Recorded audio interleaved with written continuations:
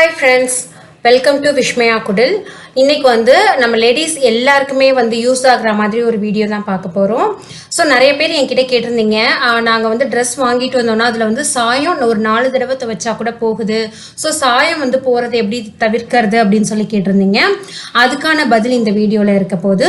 அதுக்கப்புறம் நம்ம எல்லாருமே ஃபேஸ் பண்ணுற ஒரு ப்ராப்ளம் தான், அதுவும் பர்டிகுலராக கிட்ஸோட ட்ரெஸ்லாம் பார்த்தீங்கன்னா நம்ம வந்து வாங்கிட்டு வந்து அந்த புது ட்ரெஸ் வந்து ஒரு தடவை துவைக்கிற வரைக்கும் புதுசு மாதிரி இருக்கும்.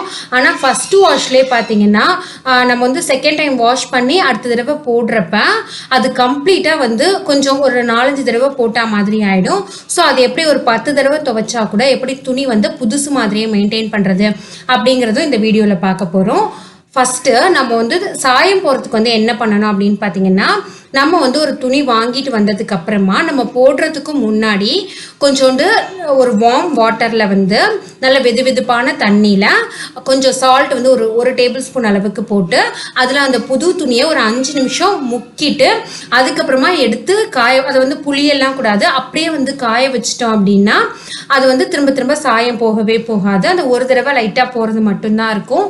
இந்த மாதிரி நம்ம பண்ணுறப்ப நமக்கு அது வந்து ஹெல்த்துக்குமே ரொம்ப நல்லதுங்க. ஏன்னா அந்த துணி வந்து நிறைய ப்ராசஸ் ஆகி தான் நமக்கு வந்திருக்கும். ஸோ அப்போ சில கெமிக்கல்ஸ்லாம் யூஸ் பண்ணியிருப்பாங்க. நம்ம வந்து சால்ட் வாட்டரில் வந்து இந்த மாதிரி முக்கி எடுக்கிறப்ப அந்த சாயம் போகிறதையும் நம்ம தவிர்த்துக்கலாம். இன்னொன்று, அந்த துணியினால் வர எந்த அலர்ஜியுமே நம்ம வந்து அவாய்ட் பண்ணிடலாம்.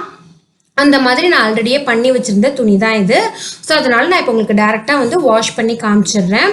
ஸோ ஃபஸ்ட்டு இந்த துணி வந்து நாங்கள் போடுறதுக்கு முன்னாடி அந்த சால்ட் வாட்டரில் போட்டு எடுத்து வச்சுருந்த துணி.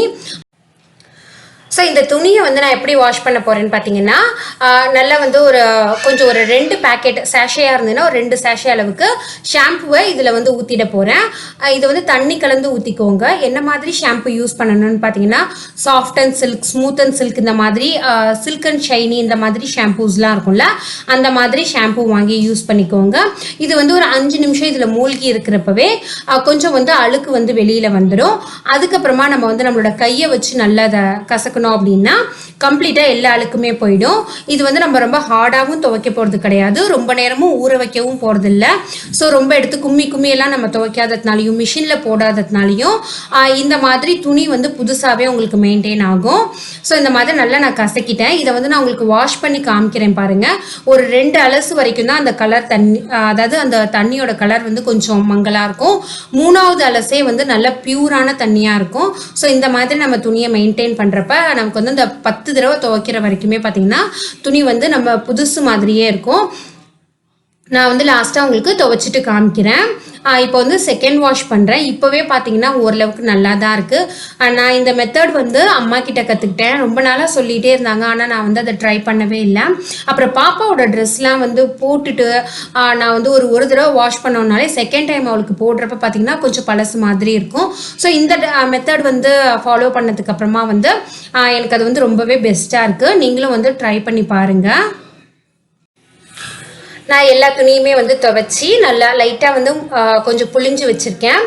அதை பார்க்குறதுக்கு உங்களுக்கு எப்படி பிரைட்டாக இருக்குது பாருங்கள். அதே மாதிரி தொடுறப்பையும் ஒரு மாதிரி சாஃப்டாக இருக்கும். இதே வந்து நம்ம வாஷிங் பவுடரோ இல்லை வந்து சோப்போ யூஸ் பண்ணியிருந்தோம்னா இந்த மாதிரி இருக்காது. நம்ம ஷாம்பு யூஸ் பண்ணதுனால தான் இந்த மாதிரி இருக்குது.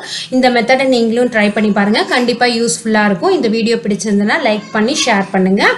இன்னொரு வீடியோவில் உங்களை நான் மீட் பண்ணுறேன். அது வரைக்கும் பாய் ஃப்ரெண்ட்ஸ்.